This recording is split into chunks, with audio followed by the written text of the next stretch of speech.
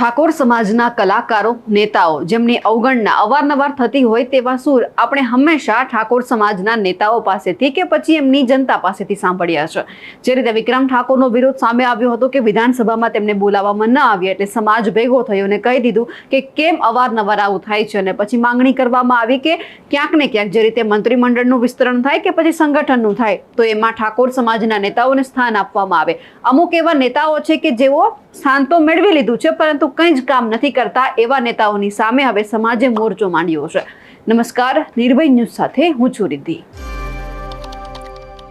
આપણને ખબર છે હંમેશા ઠાકોર સમાજ કે પછી ગુજરાતની અંદર જ્યારે પણ વાત કરવામાં આવે કે કોઈ નેતાનો સૌથી વધારે વિરોધ થાય છે તો એ છે અલ્પેશ ઠાકોર, કારણ કે ઠાકોર સમાજ તો એમનો એટલો વિરોધ કરે છે, તેમને હોદ્દો મળી ગયો છે, તેઓ અત્યારે ધારાસભ્ય છે, તેમ છતાં પોતાના સમાજની બહારે તેઓ ક્યારેય નથી આવ્યા એવું હંમેશા તેમના સમાજે કહ્યું છે અને કહેવામાં આવે છે કે ઠાકોર સમાજની હંમેશા અવગણના કરવામાં આવે છે। આવો જ એક વિડીયો વધુ વાયરલ થયો છે।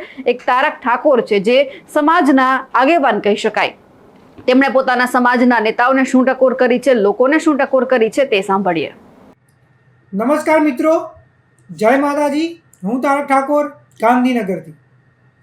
મિત્રો, મને એક આપણા સમાજના એક ભાઈનો ફોન આવ્યો અને એમનો એક સીધો પ્રશ્ન હતો કે તારકભાઈ, રબારી સમાજ કે જેમની સંખ્યા આપણા કરતાં ખૂબ જ ઓછી છે, તે તેમના ભાગ્યે જ કોઈ એમએલએ કે એમપી હોય છે આજની તારીખના અંદર, અને એ પણ ઓબીસીના અંદર આવે છે, તો એમના માટે સરકારે 350 કરોડ રૂપિયાની જમીન, એનાથી પણ વધારે ભાવની જમીન 80 કરોડમાં આપવાનો નિર્ણય કરી લીધો।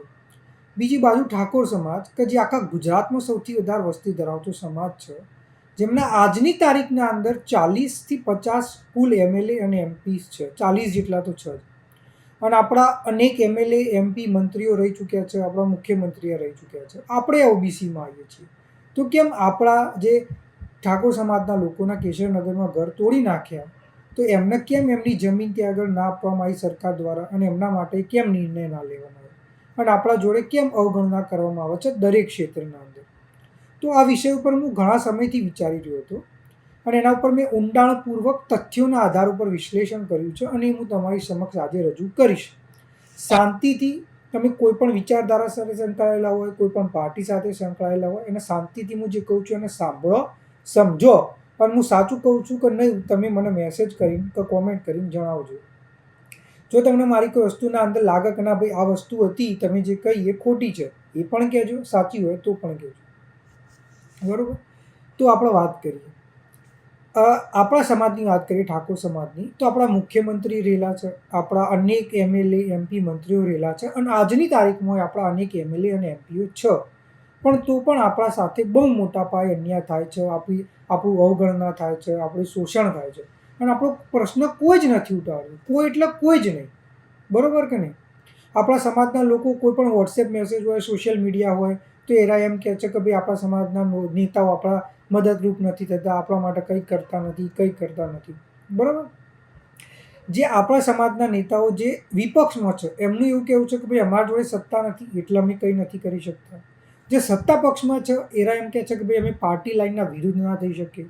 મારો પ્રશ્ન એ છે કે જો તમે વિપક્ષમાં છો એટલે કંઈ નહીં કરી શકતા, તમે પાર્ટી લાઈનના વિરુદ્ધ નહીં કરી શકો, તો જે સમાજે ખોબલે ને ખોબલે મત આપીને તમને જીતાડ્યા, જે સમાજ જેના કારણે તમને ટિકિટ મળી, જે સમાજ જેના કારણે તમે આટલા આગળ આવી શક્યા, એ સમાજના પ્રશ્નોનું કોણ નિરાકરણ લાવશે, કોણ એ પ્રશ્નો ઉઠાવશે, કોણ એનું સમાધાન લાવશે? બીજી વસ્તુ, આપણા કોઈ પણ સામાજિક આગેવાન હોય, નેતા હોય કે ઘણા એવા લોકો હોય, એ સોશિયલ મીડિયા હોય કે મીડિયા હોય, કોઈ પણ જગ્યાએ એને કોમેન્ટ કરતા હોય, શું કોમેન્ટ?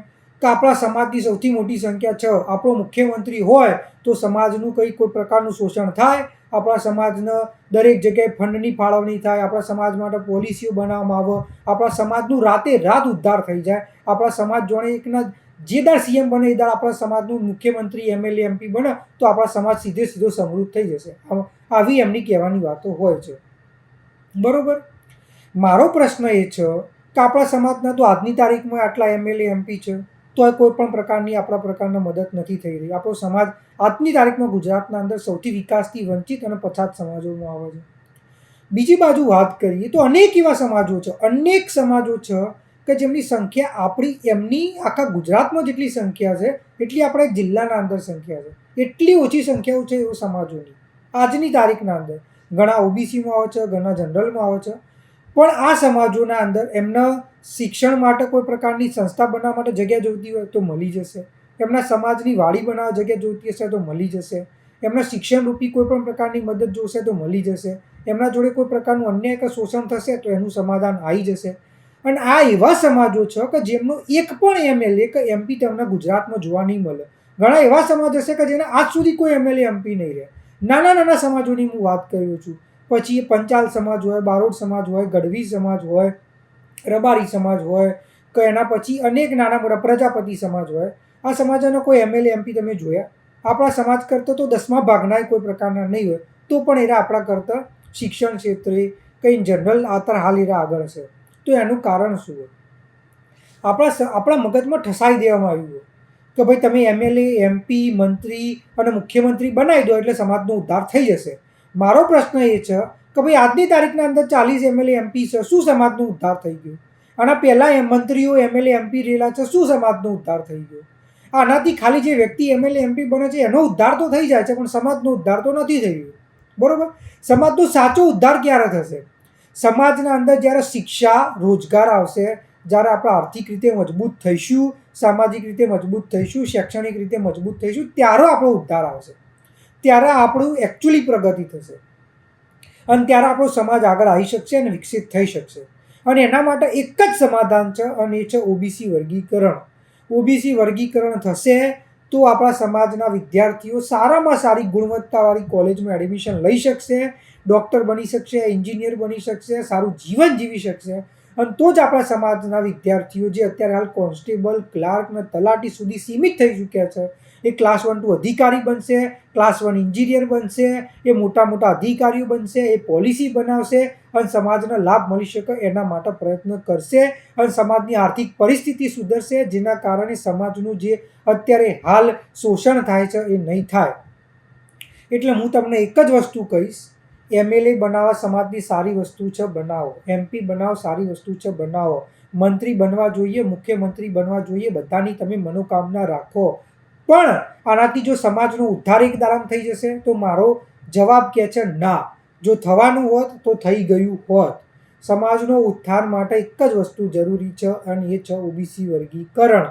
એટલે આપણે જે ચૂંટણીના અંદર હજારો લાખોની સંખ્યામાં લોકો ભેગા થઈએ છીએ, જે રેલીઓ કરીએ છીએ, આપણે જે વોટ બેંક આપીને આપણા એમએલએ એમપીઓ બનાવીએ છીએ, એટલા લોકો જો ભેગા થઈ જશું આપણે વર્ગીકરણ માટે તો કોઈની તાકાત નહીં કે ગુજરાતનું ઓબીસી વર્ગીકરણ અમલમાં ના લાવે. એટલા માટે હું કહું છું ભેગા થાવ અને સમાજમાં સાચે જે વસ્તુથી પ્રગતિ થશે એ મુદ્દા માટે મત આપો, એ મુદ્દા માટે આગળ આવો. અને આપણા સમાજના નેતાઓને હું એ જ કહીશ કે તમને એમએલએ એમપી સમાજે બનાવ્યા છે, એ સમાજે અત્યારે તમને વોટ આપીને ખોબલે તમને એમએલએ એમપી બનાવ્યા છે અને તમારી જવાબદારી આવે છે કે સમાજનું ઋણ ચૂકવો. તમે પક્ષમાં હોય, વિપક્ષમાં હોય, તમે માજી એમએલએ હોય, એમપી હોય, મંત્રી હોય, ગમે તે પાર્ટીના હોય, અત્યારે સક્રિય હોય કે ના હોય, તમારી જવાબદારી આવે છે કે તમે ઓબીસી વર્ગીકરણના મુદ્દાને સમર્થન કરો. એ તમારી જવાબદારીમાં આવે છે અને એના માટે તમારે પ્રયત્ન કરવો જોઈએ. અને હું સમાજના લોકોને કહીશ કે દરેક વસ્તુ માટે નેતા ઉપર નિર્ભર ના રહો. નેતા તમારું કામ નથી કરતા તો પછી એમને તમારા નેતા બનાવવાનું, તમારા કદી જીવનમાં એવા નેતા તમારા ના બનાવો. બરાબર? એમને રિટાયર કરીને મૂકી દો અને તમારા પોતાના જ રસ્તા ઉપર આવવું પડશે. આજ સુધી તમે રેલીઓ માટે, ચૂંટણીના માટે જે મોટા સંખ્યામાં ભેગા થયા, એવા ઓબીસી વર્ગીકરણના મુદ્દા માટે ભેગા થો તો આપણા સમાજનો વિકાસ થશે. અને તો કેશવનગર જેવી જે પરિસ્થિતિ થઈ એવી નહીં થાય. આપણા સમાજનું જે અપમાન થાય છે, જે શોષણ થાય છે એ નહીં થાય. કારણ કે એમએલએ એમપી મંત્રી બનવાથી વિકાસ થતો હોય તો આપણો થઈ ગયો હોત. અને એ જો એમએલએ એમપી મંત્રી બનવાથી જ વિકાસ થતો હોય તો આજે નાની મોટી જ્ઞાતિઓ જે મેં નામ ગણાયા એમના કોઈ એમએલએ એમપી નથી તો પણ એમનો વિકાસ થઈ જ રહ્યો છે ને. કેમ થઈ રહ્યો? કારણ કે શિક્ષા અને રોજગાર એમના સમાજમાં આવી રહ્યું છે. તો આપણા સમાજને શિક્ષા અને રોજગારની જરૂર છે અને એના માટે ઓબીસી વર્ગીકરણ જે વિકલ્પ છે. એટલે આજ પછી જો કોઈ બી જગ્યાએ માંગણી કરો તો એમએલએ એમપી મંત્રી નહીં પણ ઓબીસી વર્ગીકરણની કરો. કારણ કે એમએલએ એમપી મંત્રી તો બનવાના જ છે. એ તમે કંઈ નહીં કરો તોય લોકો બહાર આવવાના જ છે. જે વસ્તુ માટે માંગણી કરવી જુઓ એ આ છે. નમસ્કાર. જય માતાજી. હવે જોવાનું છે કે ઠાકોર સમાજ ફરી એક વખત મેદાને આવ્યો છે. માંગ કરવામાં આવી છે અને તેમના જેટલા પણ નેતાઓ છે તેમને પણ કહેવામાં આવ્યું છે કે મત લેવા માટે તમે અમારી પાસે આવો છો તો કામ પણ તમારે અમારા જ કરવાના છે. તમે તમારા પક્ષમાં ભલે રહો પણ કામ તમે સૌથી પહેલા અમારા કરો. અમારા અહેવાલને લઈને અને જે રીતે ઠાકોર સમાજના આગેવાને, જે યુવા આગેવાન છે, તેમણે ક્યાંક ને ક્યાંક કહી શકાય કે અલ્પેશ ઠાકોરને શું ટોણો માર્યો છે તે પણ તમે સાંભળ્યું. અમારા અહેવાલને લઈને આપ શું માનો છો કમેન્ટ કરીને ચોક્કસથી જણાવજો. સાથે જ અમારી નિર્ભય ન્યૂઝ ચેનલને લાઇક, શેર અને સબસ્ક્રાઇબ કરવાનું ભૂલશો નહીં. નમસ્કાર.